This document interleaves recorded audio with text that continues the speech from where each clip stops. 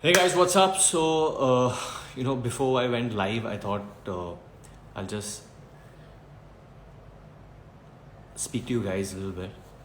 And before we start off with whatever we do, you know, and I haven't chatted much with you guys. So at around 7:30 ish, we're gonna go live with Dr. Manan Vora, and we're gonna speak about the harassment and the violence the doctors have been facing right now. Manan is 26 years old, and he's a very cool kid, and obviously he was impacted by this. So usually I know I do a lot of like fun live sessions, but this is something a little more serious, which I thought I should do. And I've come 2 minutes early just to like chat with you guys. So I've not spoken much with you guys. So Azim Dhyani, hi sir, hi Azim. I hope you're working on those tunes, and yeah, it's enough time that you've just sat at home. So get to work. Hi Bhakti says hi Bhakti, what's up? Also, any questions, anything that you guys want to like add on, you guys should. Like I said, we're going to go live with Manan Vora in 2 more minutes and talk about the harassment that doctors are facing right now in the country. It's a pretty serious topic and something I think we all should back them in this time. Hey Dhruv, what's up? Pawan, kaisa hai bhai? Hope you're safe, buddy. Harshvardhan, what's up? Dwayneism. Just trying to do some Dwayneism right now, Harsh. Hope you're doing well, buddy. Messi, Ronaldo. I like Messi as well.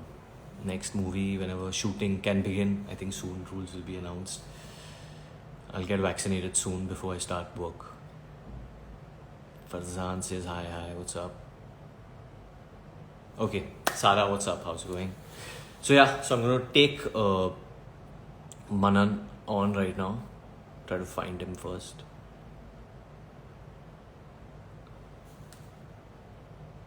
Okay, got him. I'm gonna send him a friend request.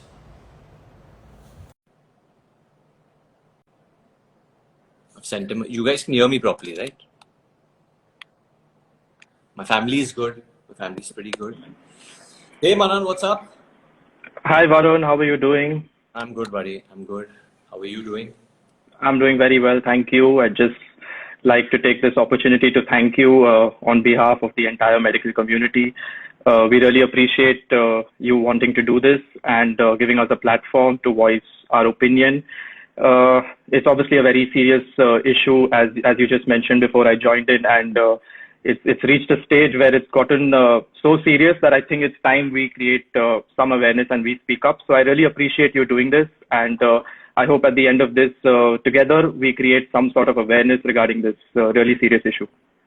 No, definitely, Manan. And like you said, it's an extremely serious issue which needs more awareness now, and we need to speak about it. And obviously, the second wave has not been easy on anyone. I've had, I've had like at least 7 family members who got COVID during this time. I had got it during the first wave, and it's very stressful. It's extremely stressful. So I understand how families feel when this happens, but it's very unfair on the doctors who are treating you, who are heroes, and who are there day in day out trying to cure you. They're not like paying attention to their own families, and they are out there working for us. So right Absolutely. in the beginning, I just want Manan, I want you to introduce yourself, say how old you are, and why does this topic obviously touch a chord to you. So, yes, I'm Dr. Manan Vora from Mumbai. I am 28 years old and I'm into orthopedics and sports medicine. Uh, this is obviously something that, means a lot to all of us in the medical community because it's reached a point where doctors are actually wondering whether their decade-long education journey is really worth the trouble. It's reached a point where current medical students are wondering whether they've made the wrong decision. It's reached a point where those preparing for the medical entrance exam are wondering whether it's not too late to change their mind. It's even reached a point where doctor parents are probably telling their kids that why don't you change your mind right now. So this is obviously not something we want from the country's youth. It's not something we want budding doctors to be thinking. So it's really reached a stage wherein we really need to address the issue and tell people that it's really not normal to hit doctors. It's really not normal to hit people. Firstly, forget hitting doctors. So we really need to address this. And I'm really glad that you're with me on this. So I'd like to ask you, in fact, you've obviously gone through the news and you've probably seen some of the videos. So it must be really disturbing for you as well. So definitely, I think when I saw it like on the news the first time, we heard of attacks. Recently, there's an attack in somewhere in the villages in Palghar. Then there have been attacks in Delhi, in Assam, in Madras. I mean, all over. I think all over the country, standalone, there have been small attacks. And initially, you just think they're standalone, but when they keep reoccurring, and a video recently went viral also of a family coming out and attacking a doctor.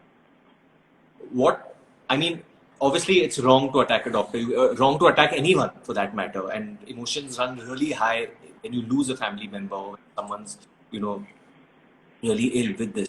How do you think, Manan, that like a hospital, like where doctors are working right now, they're practicing or where you're treating, how do you think a hospital can prevent? What can they do to safeguard doctors? So obviously we need to first identify the issue, especially since the pandemic started, COVID has come in. It's really created a lot of anxiety, fear and uncertainty, in the minds of the patients. And these are obviously emotions. And unfortunately, frontline doctors have to face the reaction to these emotions, which are usually in the form of action and could be in the form of violence. So, when I say violence, I am talking about physical as well as psychological violence. So it also involves, abuses or threats or cyberbullying. So it is not something that should be taken lightly. When it comes to the hospitals, obviously, CCTV footage in the emergency room and ICU, which many of the hospitals have implemented, is really important because those are the areas where the chances of this happening is the most. Secondly, the other thing is that, of course, having ample security personnel. But how much can one or two security people do when you have an entire mob charging towards you? So even though you asked me about the hospital aspect, one thing I'd like to address and take a minute on is what the doctors can do. So there'll be a lot of doctors who are watching this, and while they know about consent and documentation, I would just like to talk about doctor-patient communication. I'm not saying that doctors are not communicating with patients well, but I genuinely believe that, if these skills can be improved, by the medical community and patiently explain the situation to the patient. If the situation is going south, just gradually tell them so they have some time to, process it rather than have a sudden reaction. I think it can make a really big impact. Maybe the medical colleges can include this in the curriculum. It's as important as any subject. Maybe they can have mock drills and enact the situation so that medical students are aware, how to react when it actually happens in real life. So that is something that, something that the medical community can look at. But while we introspect and look at ourselves, that what can we do, we also need to, face the fact that no reason or no factor justifies violence. So it shouldn't be happening in the first place. Fine, we can have CCTV cameras to eventually catch it when it happens. But we need to address and create awareness that why is this happening in the first place? So that is the point, we really need to discuss. No, definitely. But I think one thing that which with COVID, what people do realize with this disease is that you feel after effects even after the disease, and you've seen so many people who've succumbed to problems which have been caused later on. That's after like 2 weeks after being discharged or whatever, and suddenly you hear that someone has passed away. Yeah. It happened last year with a relative of mine, my Masi, who was in the hospital in Chicago, and she was there for like literally a month. She got later, luckily, and she was there. She got off the ventilator, then she went back on the ventilator, and then suddenly after 40 days, she passed away. There was no sign that why will it happen, how will it happen. So, I mean, there's no way to actually prepare a family for this in that sense. With Absolutely. This disease, but definitely you can't remove your emotion, the grief that you're going through on a doctor, because ultimately, no one's God, no one's playing God over here. Everyone's dealing with it together. How do you think moving forward? Obviously, this is one part of it. I mean, we never talk about grief counseling in our country. We don't talk about it much because at the moment, obviously, the medical community is overworked, I'd say, with the Absolutely. Yes. Something which would help families, like you said, understand the news better and understand how to digest this news and how to, deal with it better. Yeah. So like I said about, about the communication aspect, I'm sure we have enough psychologists, psychiatrists, everyone part of the process, and they really need to be integrated into this. Along with that, medical students and young doctors need to be taught about grief counseling, about passing on negative information to a relative, and the way it needs to be done, because it's not just what you say, it's also how you say it. So, and it's also when you say it. So all of these factors really need to be taken into consideration, and people need to be trained in that particular manner. Again, I feel, we are going back to discussing what doctors should be doing and what the hospital should be doing. And while that's obviously very important for the young doctors, we really need to talk about the awareness. We need to tell people that hitting isn't normal. You can't go about hitting doctors. You can't go about abusing them. You can't go about thinking that if I raise my voice, I will be heard. So another major factor for this, Varun, is that most of the hospitals will be overworked, especially since the pandemic. Obviously, most of these cases do take place in the government hospitals, which are generally understaffed when it comes to doctors, and they are overworked because of the population. The doctor-patient ratio is never going to be great in a country like India. So everyone needs to understand to, calm down. You may have to wait by the time you get to speak to the doctor. You may have to wait until your patient is attended to. And this doesn't mean that the doctor is being negligent. It doesn't mean that the doctor is not interested. He's just got his hands full. The doctors are working 24, 36, 48-hour shifts in these hospitals, and they're trying their best. So they just need to be patient. Another aspect is the financial angle. So, a lot of India is obviously rural, people from smaller cities and towns. And I don't know if you know this, but just 33% of the healthcare expenditure is borne by the government. So the rest is borne by people themselves. And obviously, modern medicine isn't cheap. As you get newer equipment, you get newer technology, you get newer medicines, the cost of healthcare is going to rise. And eventually, it is going to improve the life expectancy. So you want modern medicine. So people need to understand that it is just part of the process. Now, when they eventually get their bills, it completely pushes them into, a financial burden, and they are now into debt. So that is another reason for the resentment and the anger, and that's when they have their entire outrage as well. So there are a lot of factors which... Ask you if you can say the same thing again once in Hindi also, because I want this to reach as many. ये बहुत लोगों तक पहुंचे, बहुत important है ये बात. हिंदी में और हिंदी लोग बात करेंगे तो बेहतर होगा, क्योंकि लोग वाइड पहुंचेगा, सबको पहुंचेगा.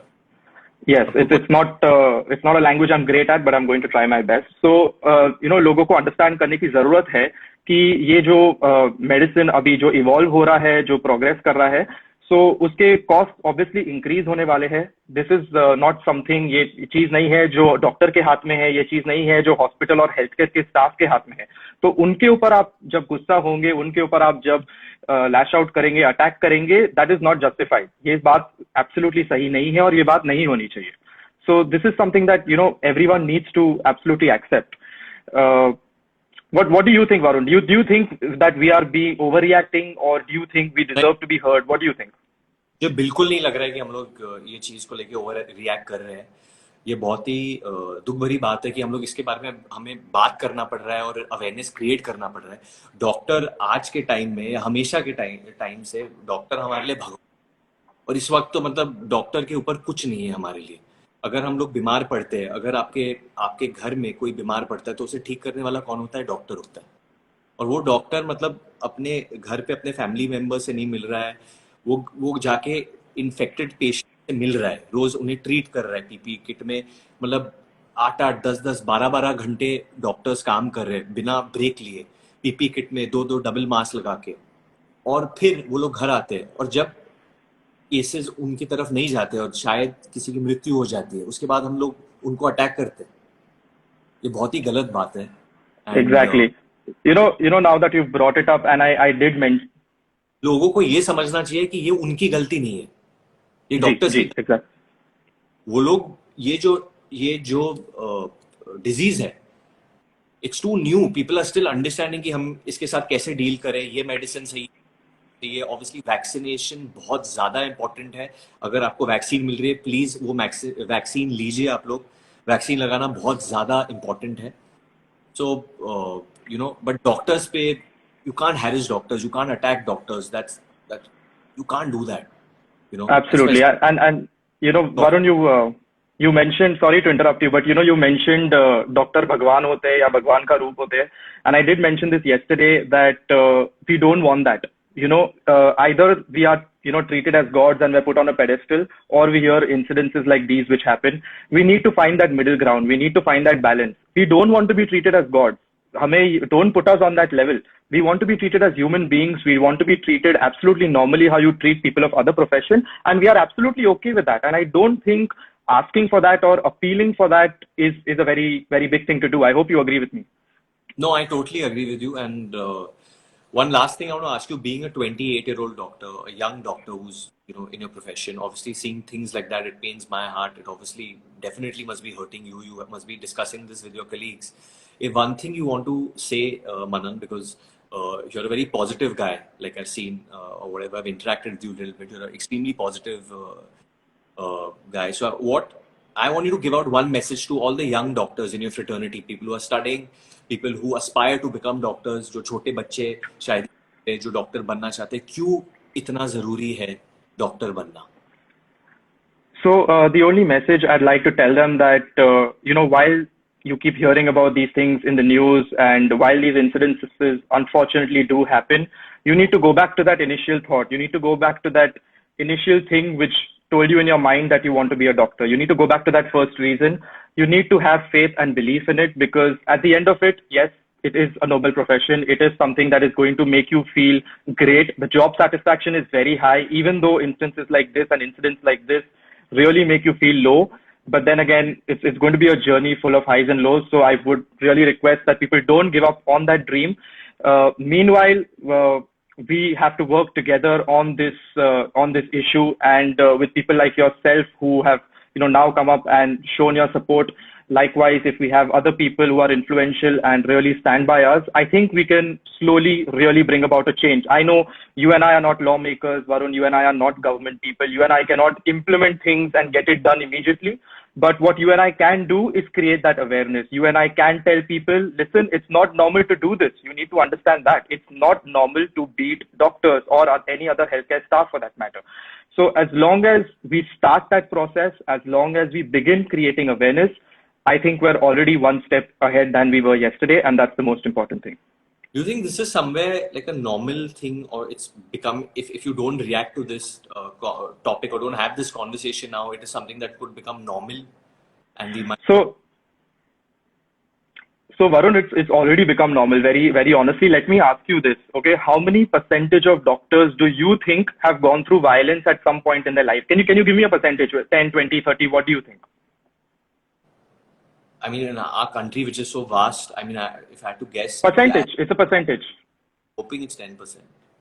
10%. The answer is 75%, Varun. That's 3 out of 4 doctors, according to an Indian Medical Association study, who claim that they have experienced some form of violence in their life.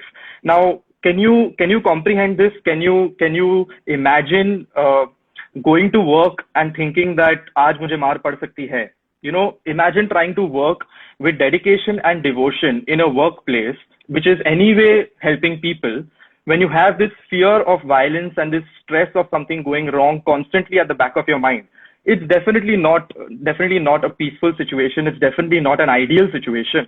So creating awareness about this is just the first step. But I mean, if we create the awareness, if we educate people that it's wrong, if the rules and the punishments are more strict and people are aware as to what the punishment is. Like for example, today people do know that murder या rape हुआ तो मेरा क्या हो सकता है. As of now, you don't know that if I do violence against a doctor, मेरे साथ क्या हो सकता है. So we need to make people aware of this, that this is what can happen to you if you do this.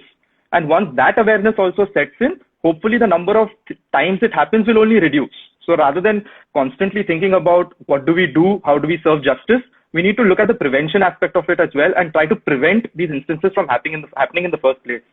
No, definitely. I hope कि the idea behind doing this Insta Live was to just create awareness. Awareness create करने के लिए Dr. Manan Vora came on this platform with me, and आप सबने सुना कि वो क्या कह रहे हैं, क्या कहना चाह रहे हैं, and he's sounding extremely hurt, and I'm sure कि बहुत लोग जो medical बहुत सारे डॉक्टर्स जो इतने मतलब सालों से मेडिसिन प्रैक्टिस कर रहे हैं, और स्पेशली ये 1.5 year जब से हम लोग कोरोना के साथ डील कर रहे हैं, how hurt they must be and how difficult उनके families के लिए होगा ये चीज़.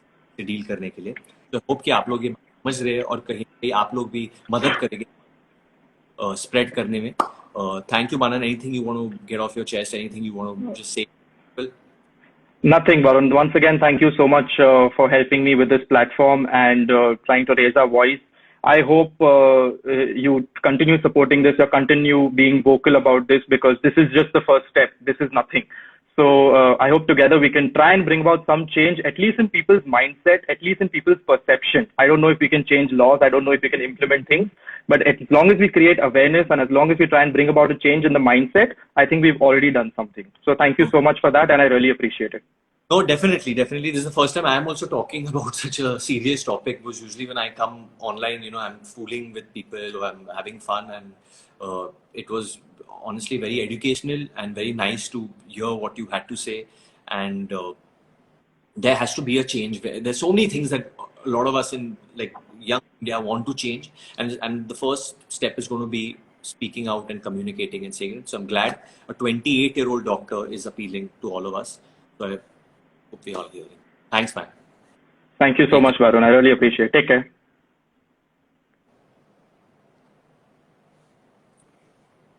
I have to just save this live. Do you know how to save it? Yeah. Do you know how to save it, Manan? What do I do to save this? I think you just end the live and I think you'll get the options then for download. I'm not sure.